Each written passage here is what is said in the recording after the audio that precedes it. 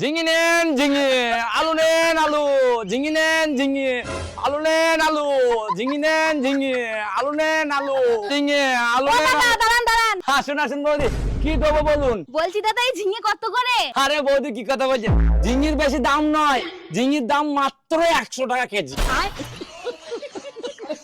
বাবা তোমার ঝিঙের যা দাম, তোমার আলুতে তো হাতই দেওয়া যাবে না।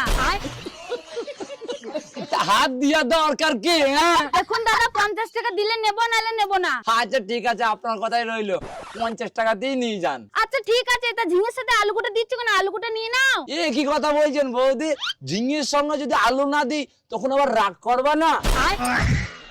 মানে মানে এই দুটো আলু আর পড়ে যাচ্ছে, এর আবার কি পয়সা নেবো, ওই জন্য ফ্রিতে দিয়ে দিলাম। আচ্ছা আচ্ছা, এই নাও তোমার টাকা, আমি ঝিঙে কুটা ঢেলে নিয়ে তোমার ঝুড়ি তোমাকে দিয়ে যাচ্ছি। আচ্ছা আচ্ছা। আরে তুমি আবার ঝিঙে নিয়েছ? এই প্রতিদিন ঝিঙে